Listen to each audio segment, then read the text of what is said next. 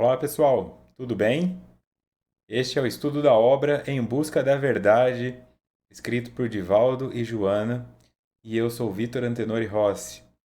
Hoje estamos no encontro de número 17, 19/12/2023, capítulo 5, Conviver e Ser. Sim, aqui estou, retornando ao estudo que ficou paralisado desde que eu fui para os Estados Unidos fazer aquela sequência de palestras. Então, aqui estamos, né, dando continuidade ao trabalho. Como eu digo sempre, né, os cães ladram, mas a caravana não para. Eventualmente dá uma pausa, mas aos poucos, ao longo dos estudos de forma geral, eu vou trazendo mais informações e reflexões sobre tudo isso, tá bom? Então vejam aí como um presente de Natal antecipado. É inegável que o Evangelho de Lucas possui uma beleza especial, que o torna um dos mais belos livros que jamais se escreveram. É chamado de o Evangelho da Misericórdia e da Compaixão. Misericórdia e compaixão constituem desafiadores termos da equação existencial humana. Misericórdia, porém, que seja mais do que piedade, também alegria no júbilo do outro, satisfação ante a vitória do lutador e tudo quanto se puder fazer, que seja realizado com paixão, com devotamento superior, rico de bondade e de enternecimento. Então aqui ela já traz informações, uma reflexão, né, mais direta do que é misericórdia. Misericórdia e compaixão, ela fala principalmente aqui, ó, é o capítulo 15 do Evangelho de Lucas, tá? Misericórdia e compaixão constituem desafiadores termos da equação existencial humana. Então, a equação no sentido de que nós somos formados por variáveis, nós somos formados por constantes, né? Tem algumas coisas, por exemplo, a morte é uma constante na equação humana, né? Nós morreremos. Na verdade, quando nós falamos que algo no universo é orgânico, né? Matéria orgânica, significa que se transformará. Na natureza, nada se cria, nada se perde, tudo se transforma. O sintético é aquilo que pode durar por milênios, né? Plástico ou outros tecidos, coisas que são criadas em laboratório. Estas não são coisas orgânicas. Se nosso corpo é orgânico, nós seremos decompostos. Então a morte é natural, isso é uma constante. Só que dentro dessa constante, que é um corpo que caminha em direção à morte, nós temos a felicidade, a infelicidade, a alegria, a tristeza, a raiva. Podemos ficar ricos, podemos ficar pobres, podemos nascer ricos e morrermos pobres e vice-versa. Alguma coisa está sempre modificando. Podemos, quando finalmente alcançamos aquele momento de alegria na nossa vida, receber um diagnóstico de câncer ou um telefonema de que o filho sofreu um acidente e não volta mais para casa. Essas são as variáveis. E a maior ilusão, acredito que nós podemos viver nesse aspecto, é achar que somos imunes a elas. Eu não envelhecerei, eu envelhecerei bem, eu, quando for pai, não vou fazer o que meu pai fez comigo e meu filho se tornará o melhor amigo. E não é bem assim. Tem algumas coisas aí que modificam, né? Pode ser que ele não goste da maneira que você é um pai, diferente do que o seu foi para você. Pode ser que ele nasça dentro de um espectro autista e não consiga corresponder àquilo que você estava esperando. Então são esses elementos, né? Pode ser que a mãe dele, no caso a sua esposa, morra no parto. São situações que acontecem com as pessoas. E quando eu falo elas aqui, elas geram uma aversão a quem não vive elas e uma profunda conexão com quem as vive. A pessoa se identifica.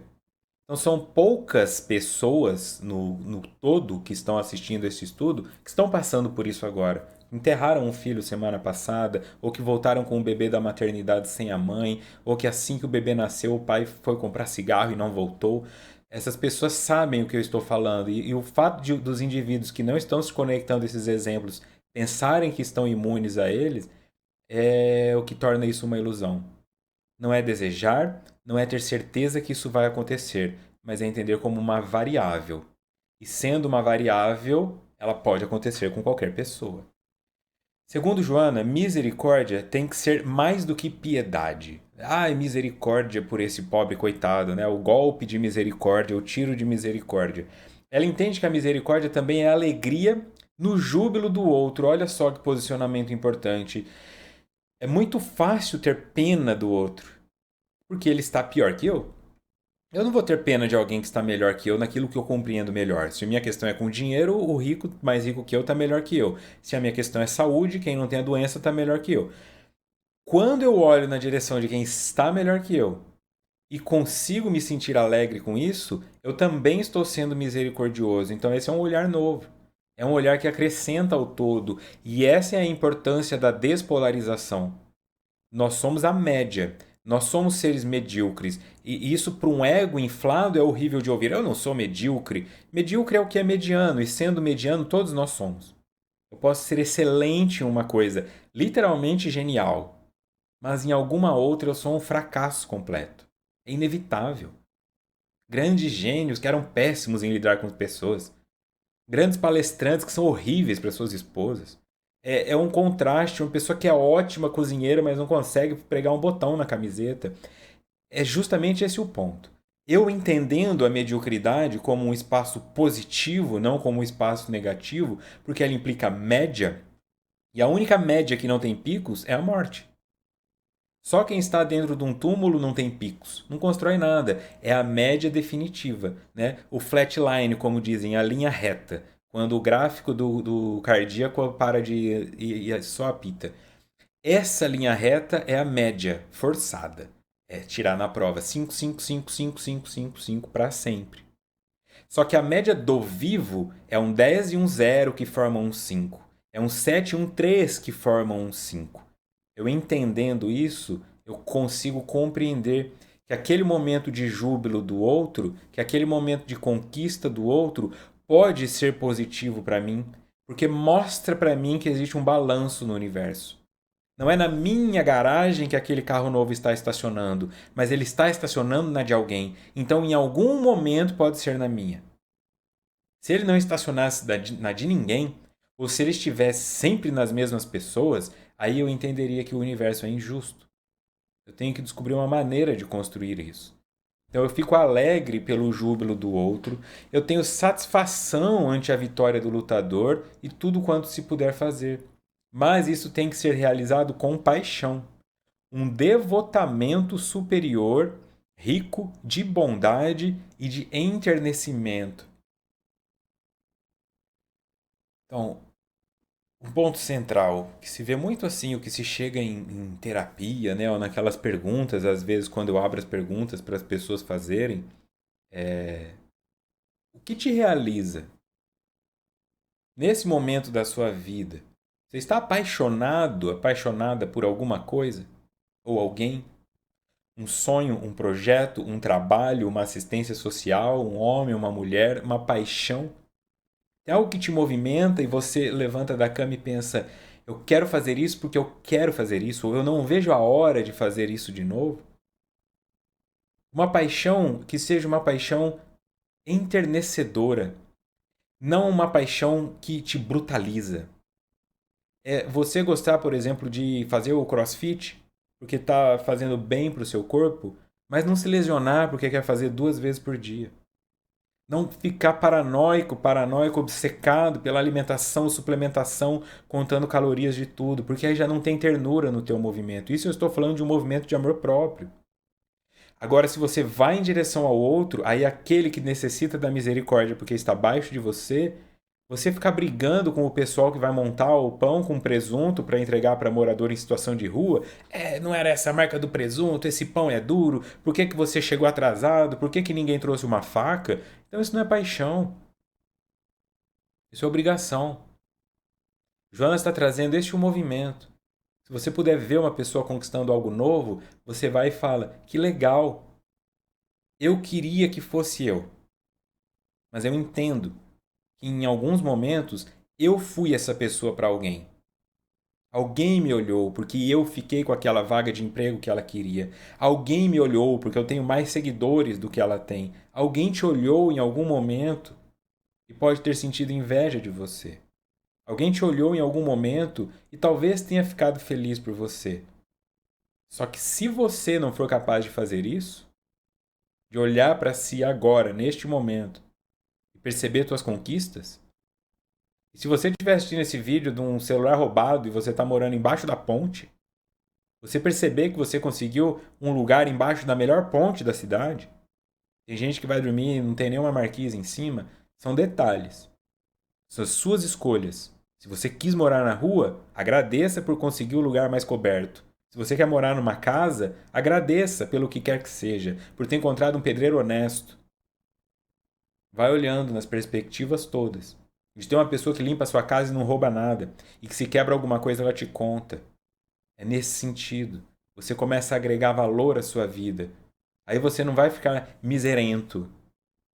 Você vai dar um bônus para essa pessoa, você vai dar um panetone para ela, você vai dar uma cesta básica, você vai dar um abraço, você vai dar um reconhecimento. Porque você começa a perceber os tesouros que tem na sua vida. O capítulo 15, que tem merecido nossas reflexões na presente obra, narra as 3 parábolas dos perdidos, em uma análise das necessidades emocionais do ser diante das ocorrências do cotidiano, dos aparentes insucessos e perdas que devem constituir motivo de coragem e de busca, jamais de recuo ou de desistência.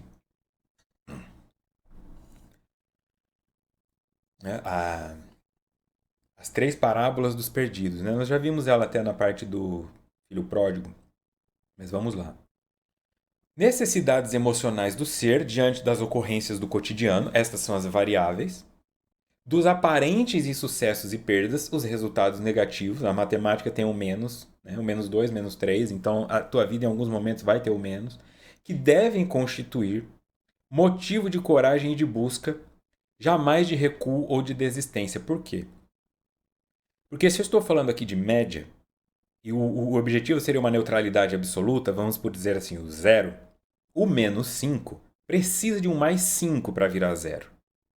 Se você cai no menos 5 porque fez escolhas erradas, investimento errado, relação amorosa errada, traição no seu casamento estragou sua vida, se você cai no menos 5 e aí você fica com medo de tentar de novo, você vai morar no negativo. E morando no negativo, o menos 5 se torna o seu zero. Em algum momento você vai ter que fazer uma escolha. Com exceção da escolha suicídio, que até para quem tem a perspectiva reencarnacionista não adianta nada, porque só o que morre é o corpo, qualquer outra situação que te mantenha vivo neste corpo vai te obrigar a fazer uma escolha. Vai te obrigar.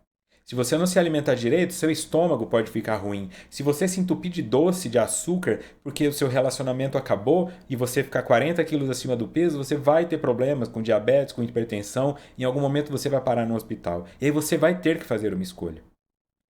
Então, se você está no menos 5 virou o teu normal e você faz uma escolha ruim, você vai para o menos 10. E aí é onde começam os processos depressivos mais graves. Então é não desistir. Olha para o que você fez. Não se martiriza. Foi um investimento errado, uma empresa que faliu e você perdeu muito dinheiro. Ok, você construiu um dinheiro para perder. Se você não perdeu o dinheiro dos outros, você perdeu o teu. Constrói de novo. E não investe mais no que você investia.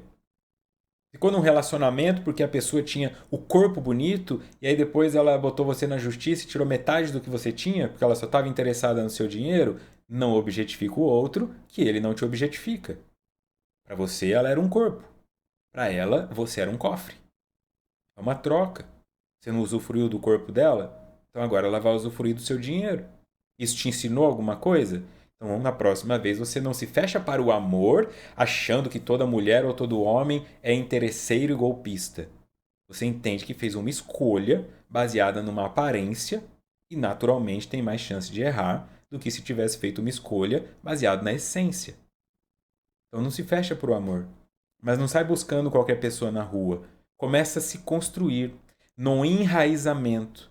Começa na academia que você frequenta, começa no barzinho que você frequenta, na igreja que você frequenta, a reparar nas pessoas que estão ali. No seu convívio há 1 ano, 6 meses, 2 anos, não importa. E ali dentro você vai começar a perceber valores. E é esse sentido que traz o crescimento.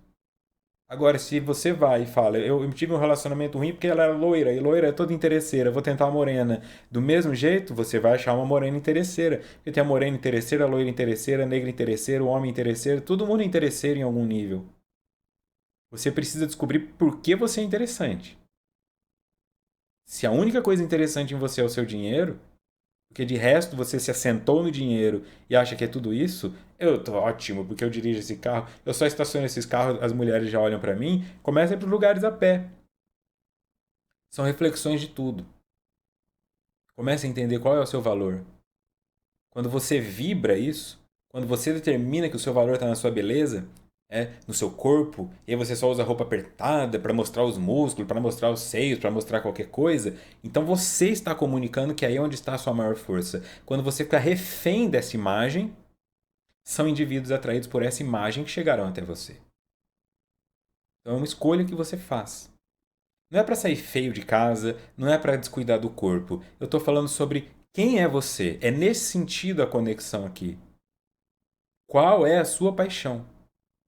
O que é que você tem para oferecer como ser passional? Isso é o que você manda para o mundo e é isso que vai bater, como se fosse um radar de morcego. Ele bate no que tem consonância com isso e volta para você.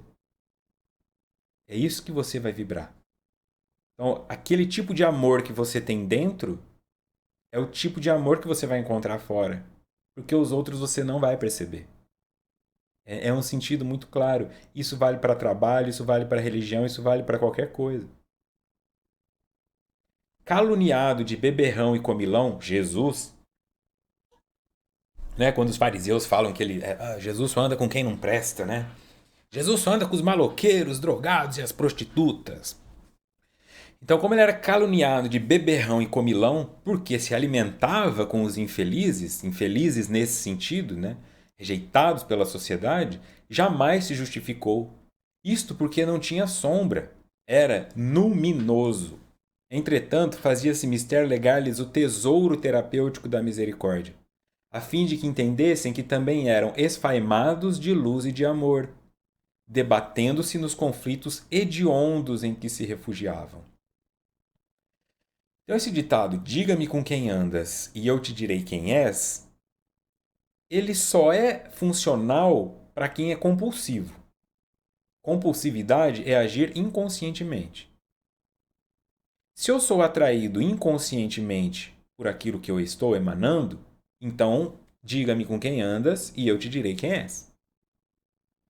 Se eu tomo consciência do meu processo e eu começo a servir, ao invés de esperar ser servido, ou ao invés de buscar uma estagnação uterina, né? Eu quero ir para um útero. Então eu me fecho naquela bolha que só tem pessoas que pensam como eu, que agem como eu, que fazem como eu, que não me desafiam. Isso é buscar o útero de volta. É uma morte simbólica, é um coma induzido. Eu não tenho mais desafios. Isso é inconsciente. Estou buscando inconsciência. Eu não quero pensar sobre a vida. Se eu não faço isso, e na verdade eu me torno consciente, e eu entendo que eu tenho algo, e esse algo pode ajudar outras pessoas que não têm o que eu tenho, então eu ando com quem eu quero ajudar. Então eu não ando com quem é igual a mim. Eu ando com quem eu entendo que está abaixo de mim, para que essas pessoas possam se erguer na altura em que eu estou. Eu também não posso achar que eu vou levá-las mais longe do que eu já cheguei. Essa é a ilusão do profeta. Essa é a ilusão do coach. Eu falo no sentido pejorativo, não da profissão reconhecida. Eu falo do coach. Tá? O indivíduo que fala assim, eu vou te ensinar a ter 1 milhão de seguidores no seu canal, mas ele tem 10 mil. É nesse sentido que eu falo. Nós só podemos levar o indivíduo até onde nós fomos. Então até aí você leva. Aonde entra essa questão do ego e da misericórdia? Pode ter alguma pessoa que você ajuda, por exemplo, e ensina o português para ela. Eu vou ensinar essa pessoa, eu vou alfabetizá-la. E aí ele escreve um livro. E vende um monte. E vai parar na Academia Brasileira de Letras. E você fica, não acredito. Ela nem falou meu nome no discurso. E você fica com raiva porque você queria ter ido. Você escreveu um livro que ninguém leu. E ela escreveu um livro que virou best-seller. É esse o ponto do perigo. Quando você ajuda uma pessoa na esperança de que ela continue sempre abaixo de você. É onde os pais e mães sofrem. Porque eles querem dar o melhor para os filhos, e quando o filho ultrapassa eles em genialidade, criatividade, espontaneidade, eles não sabem como agir porque eles nunca foram até lá. Então eles começam a podar a criança, principalmente na adolescência. A cor do cabelo, se vai usar brinco, se não vai usar brinco, a roupa que usa. Não aceita que às vezes o indivíduo é um criativo. Essas coisas que ele usa agora pode fazer dele o próximo grande estilista, pode fazer dela a próxima grande confeiteira. São elementos de criatividade que vão se expressando. Nós temos que podar isso. Então, se você vai na direção consciente de ajudar quem está abaixo de você, naquela área em que você está alto, você vai aprender algo com essas pessoas, porque elas também são medíocres, elas também têm genialidades. Elas podem não ter o dinheiro que você tem, o recurso que você tem, o conhecimento que você tem, mas às vezes elas têm carisma, às vezes elas têm retórica, às vezes elas têm apego, às vezes elas têm algo a te ensinar. Todos têm. Aí você se torna uma pessoa que vão olhar assim: o que que a Maria está ali fazendo com os noias? Ela é noia? Não. Ela está oferecendo cachimbos para os usuários de crack, para que cada um tenha o seu e diminua a chance de contaminação por hepatite ao dividir o mesmo cachimbo. Isso se chama redução de danos. Só que se você chega como uma força policial batendo com cacetete em todo mundo, a Maria apanha junto. E é isso que acontecia com Jesus. Jesus apanhava junto, não fisicamente. E o que Joana está dizendo aqui é que ele não se sentia ofendido de se justificar. Não, não, não, eu estou aqui dando cesta básica. Ele falava, então eu sou nóia. Eu também sou nóia. E ele devolvia. Pior são vocês, que não usam droga e não fazem bem nenhum. Lógico, não tinha crack naquela época, né? Eu tô trazendo para agora. Pelo menos eles aqui, eles estão em comunidade se ajudando. Um ficou sem chinelo, o outro foi lá e arrumou. Vocês estão aí e não fazem nada por vocês mesmos nem pelos outros. É esse o movimento que Jesus fazia. Então ele não precisava fazer aquela coisa, não, você está me confundindo, eu não sou com eles, eu sou assistente social. Não, dane-se, dane-se.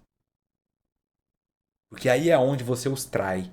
Ah, agora não quer se misturar. Isso é Pedro negrando Cristo 3 vezes.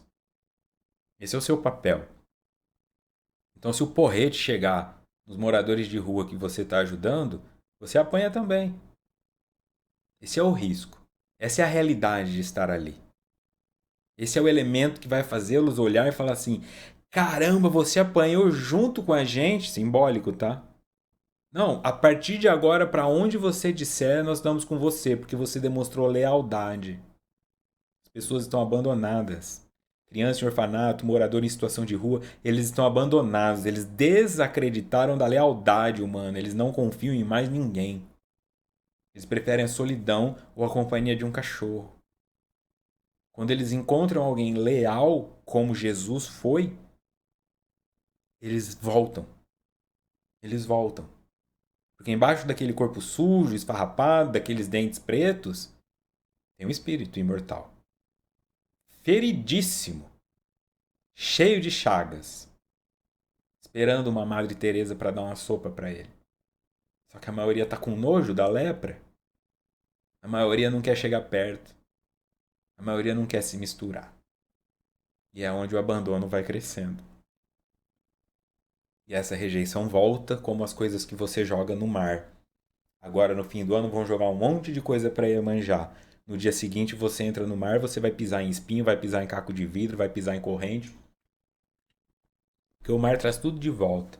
Então, todo esse pessoal que nós jogamos na periferia, eles batem lá na parede da marginalidade e aí eles voltam armados para roubar nosso celular. Ou a nossa vida. Captando-lhes os pensamentos hostis e despeitados, ouvindo-lhes as acusações, o homem integral, compadecendo-se da sua incúria, expôs sua tese através de interrogações sábias e respostas adequadas. Homem integral, Jesus. Né? Ele entende que Jesus é um homem que já estava totalmente integrado como ser. Portanto, o Jesus era assim. Né? O que eu quero dizer nesse símbolo de homem integral de Joana? Jesus era medíocre na nota 10. A média de Jesus era 10. É nesse sentido que ele era um homem integral. Tá? E é isso que nós vamos buscando. Que nós continuemos sendo medíocres, no sentido de que nós estamos entre extremos, só que isso vai diminuindo de tal forma que nós fiquemos uma constante. Né? Isso seria a iluminação budista, isso seria a angelitude kardecista, isso seria a angelitude católica, é quando nós alcançamos o 10 definitivo. Tá? A diferença dessa visão mais maniqueísta, né, mais católica, de bem e de mal, céu e inferno, é que, e para os protestantes, né, da volta de Jesus, é que só existirá o 10 e o 0. Ou você foi com Jesus, ou você ficou com Satanás. 10 ou 0. O Espiritismo e outras orientações reencarnacionistas entendem que vai do 0 ao 01, 02, 03, 04 até o 99, 10. É o espectro. Mas de 0 a 10, qual estágio você está? 5,5, com 7,5, com 8,5, com 3,5. E nós temos todo tipo de aluno aqui no planeta, né? Tem uns alunos 3,5. 0 não tem porque não é um primitivo, né? Não é tanto canibal comendo pessoas e tudo, não. É um 3,5, um assassino, estuprador. Pensando do que se era antigamente em termos de tortura, nós melhoramos alguma coisa, né? E 10 é um ou outro que talvez pise aqui, se é que algum dia algum 10 pisou, né? Para quem só tira 6, 8,5 é 10. A gente olha para Chico Xavier, Jesus, ou Madre Teresa, ou Siddhartha e fala, esses indivíduos eram 10, não sei. Talvez eles fossem 8,5, 9. É nesse sentido que nós temos que refletir. Por isso usar Jesus como um modelo, porque ele diz, ninguém vem ao Pai senão por mim. Bom, se para nossa realidade Jesus é um 10, vamos até lá. Se nós chegarmos lá e descobrirmos que na verdade ele é um 8,5, ele vai nos mostrar, ó, eu posso trazer vocês até o 8,5. Aquele cara ali agora vai levar vocês até o 10. Mas nós temos que caminhar em direção a sermos melhores, 0,1 que seja, né? Então Jesus diz: qual de vós é o homem que, possuindo 100 ovelhas e tendo perdido uma delas, não deixa as 99 no deserto e não vai em busca da que se havia perdido até achá-la? Quando a tiver achado, põe-na cheio de júbilo sobre os seus ombros e, chegando a casa, reúne os seus amigos e vizinhos e diz-lhes: regozijai-vos comigo, porque achei minha ovelha que se havia perdido. Digo-vos que assim haverá maior júbilo no céu por um pecador que se arrepende do que por 99 justos que não necessitam de arrependimento. Qual a mulher que, tendo 10 dracmas e perdendo uma, não acende a candeia, não varre a casa e não a procura diligentemente até achá-la? Quando a tiver achado, reúne as suas amigas e vizinhas, dizendo: regozijai-vos comigo, porque achei a dracma que eu tinha perdido. Assim digo-vos: há júbilo na presença dos anjos de Deus por um pecador que se arrepende. Versículos 4 a 10 de Lucas 15. Qual que é a terceira? A terceira é o filho pródigo. Nós já vimos antes, né? Os 4 primeiros capítulos. Que inclusive foi trabalhada essa parte. Então, quem deixaria para trás? Quem deixaria para trás? Faz diferença? Se você tem 5 filhos e um se perde, você fala, deixa para lá, eu ainda tenho 4? Não. Você vai movimentar os 4. Às vezes você vai esquecer dos 4 para ir atrás do um. Você pode estar ali numa praia com a sua família, todo mundo ali, você e teus 4 filhos ali, o quinto está sumido. De repente você vê ele se afogando lá no mar. Você vai ligar para uma babá e vir cuidar dos 4? Você vai para o mar. Você vai para o mar correndo o risco de se afogar para salvá-lo ou de salvar aquele lá e quando voltar os outros 4 terem sido sequestrados. Porque é instinto de sobrevivência. É instinto materno, é instinto paterno. Nós não conseguimos fazer isso. É uma força muito grande. Tá? Se fosse possível vencermos o instinto de sobrevivência, as pessoas que cometem suicídio não precisariam de técnicas avançadas. Bastava tapar o nariz. Para de respirar. Não é possível. Nós não conseguimos nos matar sem um artifício de fora, sem uma lâmina, sem uma corda. Porque a nossa mente, o nosso espírito, não deixa. O nosso corpo é programado para a vida. Então você pode ter raiva do indivíduo que está ali empinando moto e fica torcendo para ele cair. Mas se ele cair e começar a se arrebentar no asfalto, tem alguma coisa tua que vai querer fazer você ir lá falar: você está bem? Na hora você pode achar que não, mas é uma força. Então esse é o movimento, né? Daquilo que se perdeu e se encontra. Só que tudo isso que nós estamos trabalhando aqui, né, um livro que chama Em Busca da Verdade, é da tua verdade. É a sua verdade. É o que se perdeu em você, que era uma criança sorridente e virou um adulto ranzinza, que era um adolescente criativo e agora fica aí carimbador maluco, só fazendo a mesma coisa, apertador de parafuso na vida. Não tem mais vontade de nada.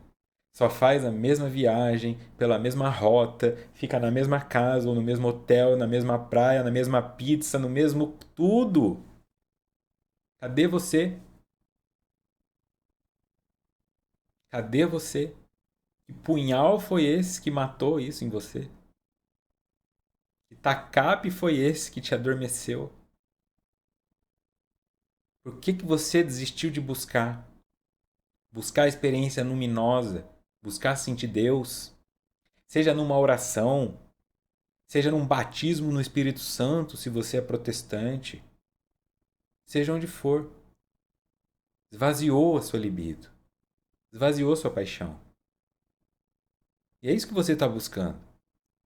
Você pode dar nome para isso, falar, eu quero encontrar um trabalho para fazer, eu quero ter um carro novo. Não! O que você está buscando é o que você já teve. Nós nascemos no amor. O bebê não odeia. O bebê quer ter gente perto. A criança de 3, 4 anos, ela fica insuportavelmente presente. Fecha uma porta, ela tá lá. De repente você vira um adulto que não gosta de conversar nem com o vizinho. De repente você não consegue mais sair de casa porque vai ter que encontrar outras pessoas no trânsito, no supermercado. O que aconteceu com você? Essa é a dracma perdida. Essa é a ovelha perdida. Esse é o elo perdido. Desconectou você do amor. Desconectou você da tua infância. Desconectou você. Haverá maior júbilo no céu por um pecador que se arrepende do que por 99 justos que não necessitam de arrependimento. Então, tanto faz tudo que você tem. O que você não tem é o que está te deixando maluco, maluca na busca. E eu estou aqui neste momento para te ajudar a perceber. Olha o que você tem. E a partir disso, você vai em busca do que você não tem.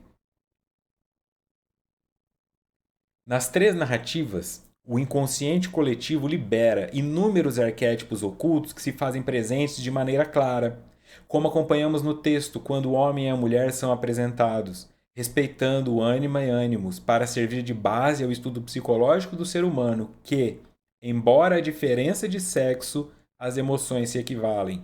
As aspirações são idênticas, as ansiedades e alegrias são características do seu comportamento. Então não é que homem não presta, mulher não presta. O ser humano não presta para algumas coisas. Se o que você está esperando daquela pessoa é que ela preste para isso, então ela não presta. Mas alguém a ama. Pode ir na porta de uma cadeia no dia de visita, tem fila. Pessoas amam sociopatas, amam assassinos, amam estupradores. Todo mundo ama. Tem gente que tatua suástica até hoje, ama Hitler. Você não vai ser amado? Pessoas amam Hitler. Tem gente com foto de Mussolini, de Stalin, Lenin, Pinochet. Não vão amar você? É você que não se ama. É você que se rejeita. Então você acaba buscando essa aprovação fora. Se o mercado de trabalho não te dá um emprego, você se acha o leproso, expulso da cidade. Mas até esses recebiam o amor. Então não é um desemprego que te define, nem para mais nem para menos. Não é um salário alto que te define. Não é um cargo de poder que te define. É se os funcionários te chamam para o happy hour ou vão escondido, porque você é um babaca. É isso que te define. Se as pessoas têm prazer da sua companhia, ou se quando você chega elas se tensionam, e depois que você sai ficam te imitando. É isso que te define.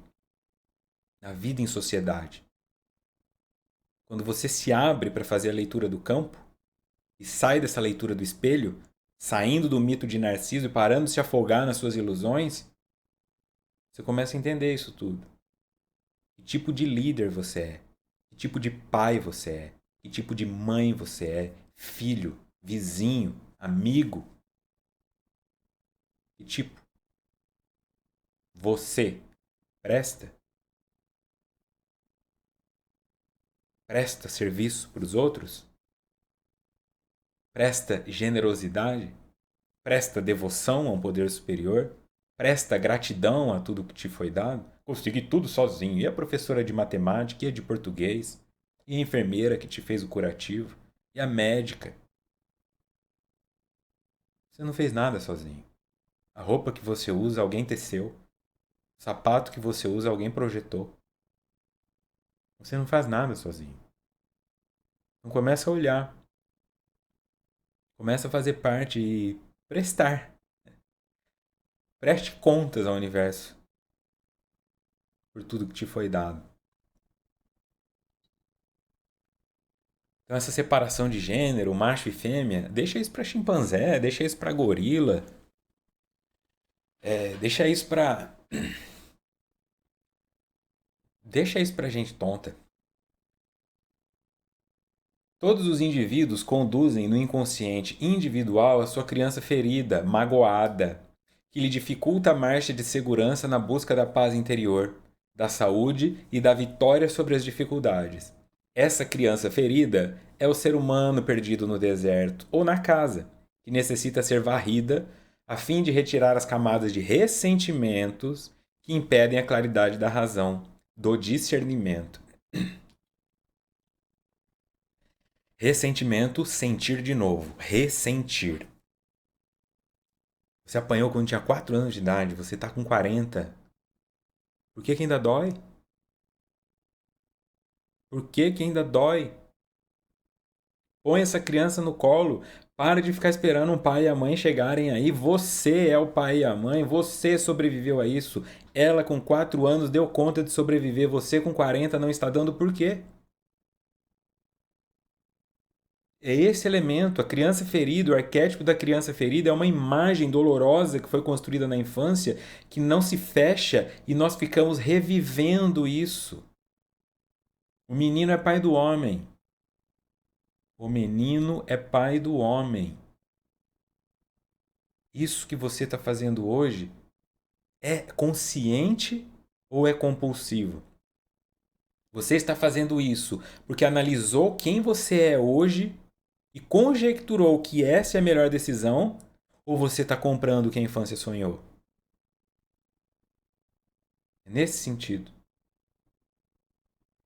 Então não é porque teu pai te bateu que você precisa falar sim pro seu filho em tudo. Não cria um tirano.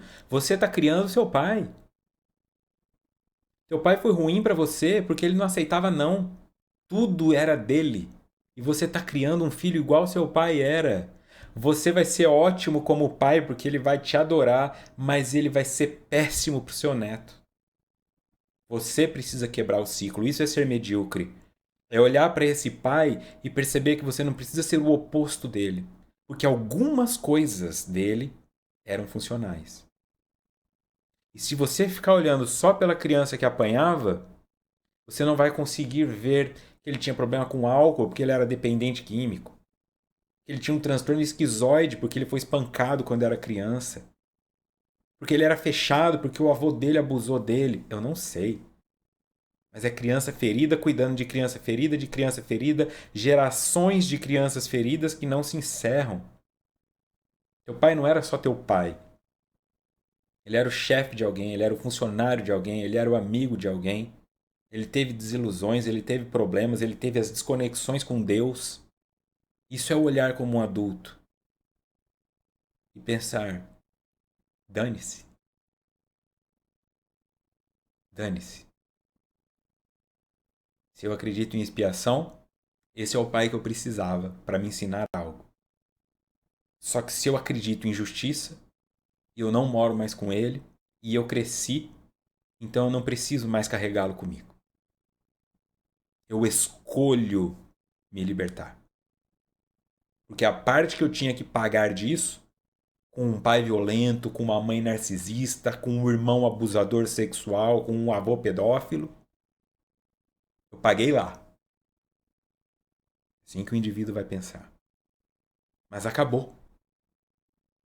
Ninguém tá me abusando hoje. Ninguém tá me batendo hoje. Então por que continua doendo? Aí essa criança ferida não deixa você existir. Essa criança ferida fica com medo. Ela chora aos menores gatilhos. Ela impede a sua vida romântica, financeira de fluir. Ela impede a sua vida espiritual de amadurecer. Porque você fica na posição eterna de vítima. Culpando seu pai, sua mãe, sua infância por tudo. Mas é como o Sartre falou, não é o que fizeram com você, é o que você faz do que fizeram com você. Todos os indivíduos conduzem no inconsciente individual, porque ela falou do coletivo, que são os arquétipos trazidos nas parábolas da dracma, da ovelha e do filho pródigo. Isso se comunica com todo mundo. E no inconsciente individual, toda criança foi ferida. Você pode ser o pai maravilhoso para seu filho, ela vai ser ferida, ela vai para terapia reclamar. Tem gente que chega na terapia falando: meu pai nunca brigou comigo, ele devia ter me batido. Não tem jeito. Essa ideia de que eu vou ser o melhor pai do mundo não existe, porque a criança sempre vai achar algo ruim. A criança sempre vai se ferir. Meu pai me levou 6 anos seguidos para Disney. Com 7 anos ele não quis me levar mais. É nesse sentido. Então desiste de buscar isso. Se você quer encontrar um modelo de paternidade, de maternidade, busque modelo na justiça. E a justiça é medíocre. Ela é cega. Ela pune e premia na mesma proporção. O resto entrega. Entrega. Seja justo e justa, nem mais nem menos. O resto entrega. Está além de você. É como esse indivíduo que você chama de filho, que não tem 4, 5 anos, tem 5.000, vai interpretar tudo isso. E isso é problema dele, não seu. Então facilita a ajuda, né?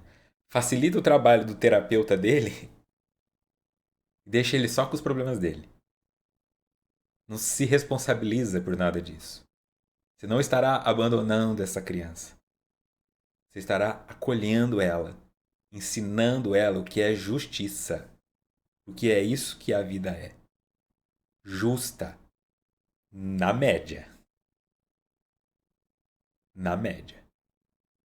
Ela pune e premia na mesma proporção. Alguns escolhem colocar uma lupa na punição e jogar lá longe o prêmio.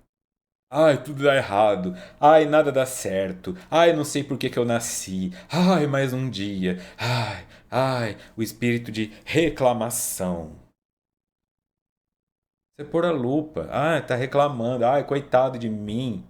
Tem cabeça, ombro, o intestino funcionando. Vai ficar constipado 40 dias pra ver o que é ruim. Vai ficar numa cama 6 meses porque fraturou a bacia. Vai fazer uma cirurgia no reto.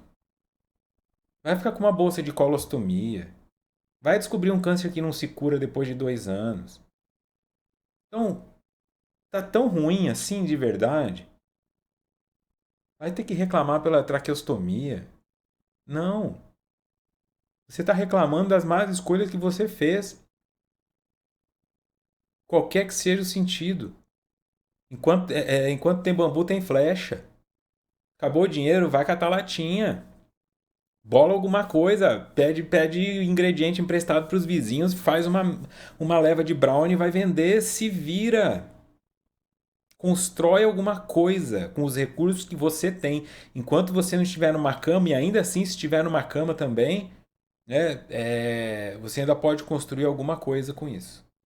Tem gente que dá palestra. Tem um cara tetraplégico que escreveu um livro piscando o olho e o computador, pela piscada do olho dele, sabia o que ele estava digitando. Então, pelo amor de Deus, assim, é você. Pega essa criança ferida, leva ela para terapia, leva ela para o parque de diversões, leva ela para se curar. Ninguém vai fazer isso por você. Você vai fazer isso por você. E não tente curar a sua criança ferida nos seus filhos. Porque eles não têm as feridas que te foram causadas. Não projeta isso. Eles vão ter as próprias. Mediante a reflexão e a psicoterapia equilibrada, a criança ferida libera o adulto encarcerado que não se pôde desenvolver e ocorre uma integração entre a sombra e o ego, proporcionando alegrias inenarráveis ao self, que aspira à perfeita junção das duas fissuras da psique. Olha só o tamanho do prêmio se você fizer isso. Qual é o meio para se chegar nisso? Reflexão e psicoterapia equilibrada. Não adianta fazer sozinho. Ah, mas você está falando isso porque você é psicólogo. Eu, sendo psicólogo e sendo um psicólogo bom, não dou conta de fazer comigo. Eu preciso ter um terapeuta. Eu seria um hipócrita se eu não fizesse terapia. Então, se fosse possível fazer sozinho, com as ferramentas que eu tenho, eu conseguiria me curar. Mas não dá. Não dá. É necessário. É um investimento, não é um gasto. É um investimento como uma nutricionista, como uma fisioterapeuta, é um investimento como um educador físico, é um investimento como um educador financeiro. É um investimento. Investimento é para trazer lucro. Você vai gerar muito mais potência se você estiver curado, curada. Só que precisa ser uma psicoterapia equilibrada. O que, que isso significa? Não adianta chegar amanhã na terapia falando, me cura ontem. Não dá. Pode levar anos. Não são anos seguidos, né? 6 meses de terapia e você absorve uma coisa, fica 4 meses sem, volta, faz mais 3, volta, fica 2 anos. É uma vida construindo, equilibrada. Não pode ser obsessiva, quero fazer 4 vezes por semana. Não adianta. Começa. Começa. Porque o prêmio é muito grande. Libera o adulto encarcerado. Às vezes eu estou falando de encarceramento e você vai falar uma coisa com a. Você chega em casa e a sua esposa. Onde você estava? Ah, eu saí com os meus amigos. Por que não ligou? Parece uma criança. Você tá bem? Tá, tudo bem. Isso é criança, ó, a criança ferida aparecendo aqui. Aonde ela foi ferida? Ela foi abandonada quando era criança. Ela se sentiu abandonada quando era criança. Porque a mãe não foi buscar na escola uma vez, ou porque a irmãzinha nasceu e ela perdeu o posto de rainha. Para criança, a violência é suficiente no que ela entende que é suficiente, tá? Criança ferida não é só criança que foi abusada sexualmente. É ela se sentiu ferida. Se a vizinha tinha um tênis que ela queria e a mãe não deu, isso já pode ter sido o suficiente para ela se sentir ferida. Minha mãe não me amava, tá? Lembra disso. Para criança, a dor é muito maior. Em coisas que talvez para você não faça sentido. Esse é o resgate. Aí a pessoa foi abandonada pelo pai, que achava que o pai não era presente. Um dia que o marido chega um pouco mais tarde, a criança aparece, está me abandonando, está com outro, vai me trocar. Entra numas fantasias, pira, estraga tudo. Adoece no ciúme, na compulsividade, começa a olhar coisa, começa a fuçar, começa a ficar insegura. Impede, fica com ciúme das amizades, entende? É a criança ferida aprisionando a adulta que poderia ter tido um casamento legal, mas perdeu isso porque não se curou. E aí volta para a posição da criança. Aí tem que voltar a morar na casa da mãe. Esse é o elemento da vida humana. Você vai ver isso acontecendo ao teu redor com um monte de gente. E infelizmente algumas pessoas estão ouvindo isso agora, sentadas no sofá da casa da mãe, porque estragaram o relacionamento, porque ficaram paranoicas, porque projetaram na relação a criança ferida. E agora tomam consciência disso, e é tarde demais para aquilo, mas não é tarde demais para o próximo.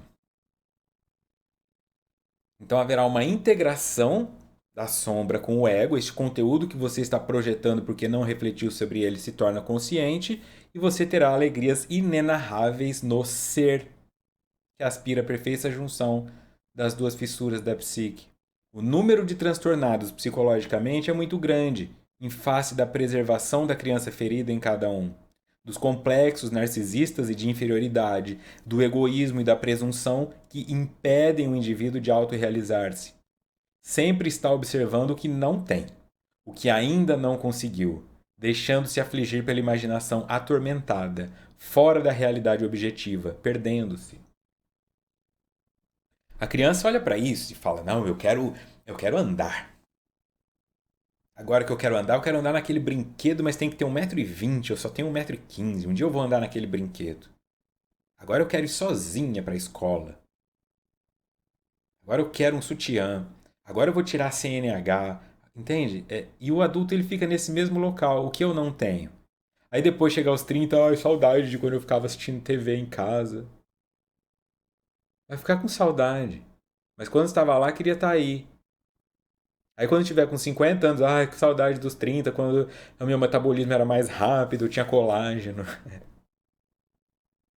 Aí com 70, poxa, minha coluna não doía quando eu tinha 50. Ah, não. Olha agora. Olha agora. Conta as dracmas no teu bolso. Conta as ovelhas do teu rebanho. Conta. Não fica contando as rugas que você tem na cara. Não fica contando fios de cabelo branco. Não fica contando a calvície. Não fica contando o preço do teu carro. Olha se você tem uma família quando você volta em casa. Olha se teu gato escolhe teu colo. Olha se o cachorro abana o rabo pra você. Olha se o lixeiro passa na tua casa e cata o lixo. E tem gente que nem a coleta de lixo tem. Olha pro gari que tá varrendo a tua rua. Olha, perceba. Perceba onde você mora. Perceba a infraestrutura que você usufrui. Lembra que em alguns países as pessoas estão como refugiadas de guerra. A pessoa tem terra para comer. A pessoa não tem descarga na privada. Então olha e começa a agradecer por poder ligar um chuveiro e cair água. Tem gente que não tem para tomar e você tá aí gastando tempo no banho pensando na vida. Então, pelo menos reconheça que isso é um tesouro. Comece a olhar para o que você tem.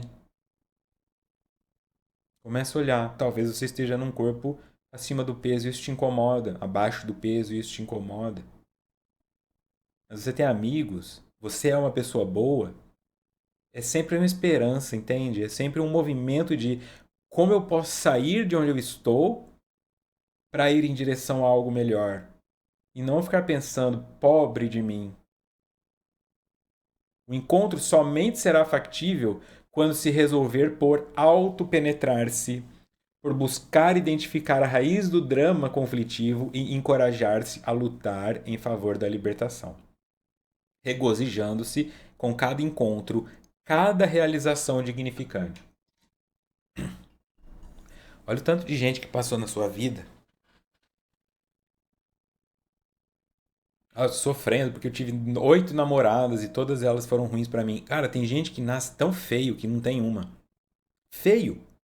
Feio. Nasce feio. Nasce com marcas no rosto, sofreu queimadura na infância, os dentes não se desenvolveram. É feio. É uma pessoa que nós olhamos e o nosso cérebro repulsa, repugna. Tem gente que, se for com garota de programa, nem pagando elas querem. Consegue entender a punição desse indivíduo? Ele não consegue.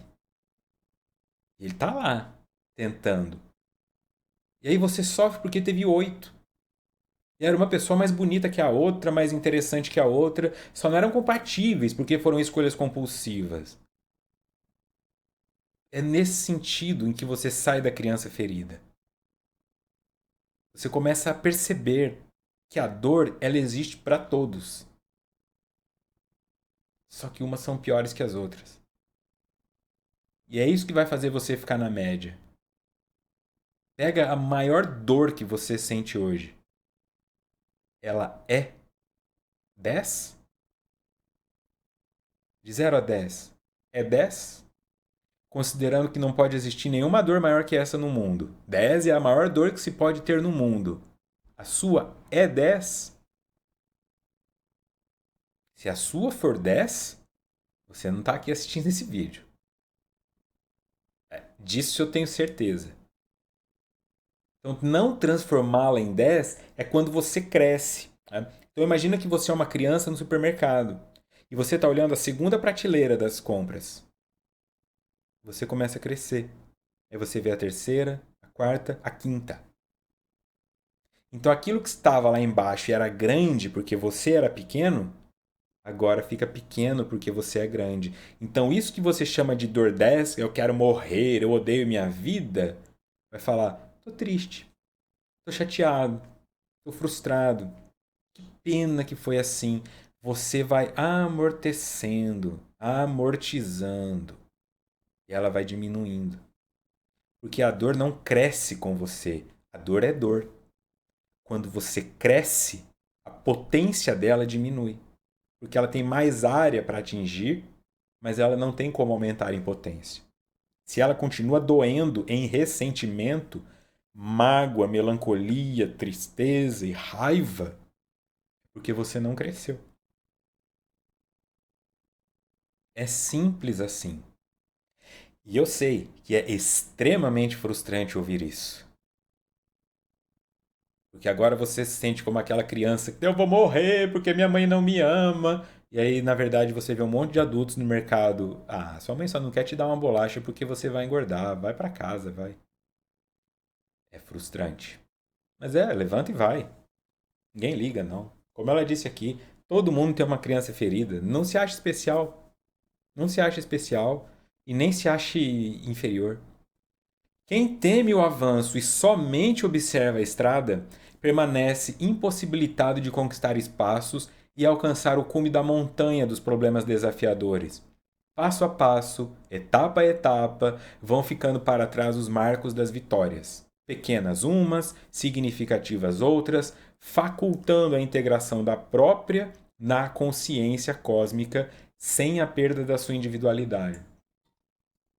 Ou seja, você não fica inconsciente, você fica consciente. Ah, eu me entreguei para Deus, agora eu não penso em mais nada, eu falo sim para tudo. Não, senhor, não, senhora. Você vai continuar individual, mas você se integra na consciência cósmica. Você acessa o inconsciente coletivo. Você começa a ver criança ferida em todo mundo. Olha esse cara que me fechou no trânsito, é uma criança ferida competindo. Vrum, vrum, vrum, eu vou mais rápido que você. Olha essa pessoa me furando na fila. Ai, minha mãe deixa. É isso que você vai começar a ver. Um monte de criança ferida. Olha o tamanho da minha caminhonete. Olha como eu sou bonita. É uma criança ferida. Com uma caminhonete de 500 mil reais para ir pra ir na padaria, numa cidade pequena. Pra quê?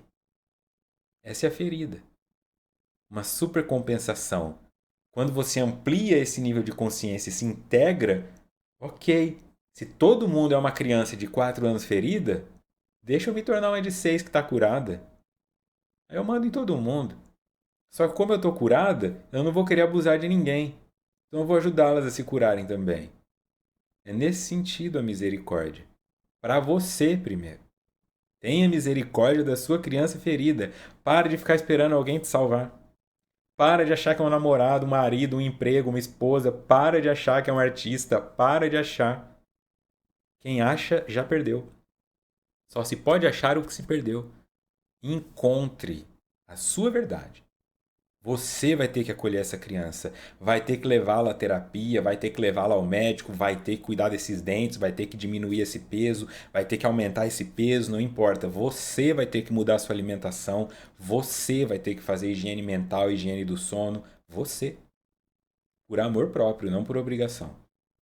Porque se fizer isso, o prêmio será gigante. Próximo encontro, 26/12, capítulo 5.1, Cair em si. Gostaram? Espero que sim. Então, voltei. e voltei com tudo, tá bom? Sigamos então firmes aí. Talvez o estudo até venha em dia anterior, porque agora eu estou em férias. Se eu dar uma empolgada, pode ser que eu faça alguns estudos em sequência, tá bom? Mas caso não veja vocês mais, desejo um Feliz Natal e até a próxima.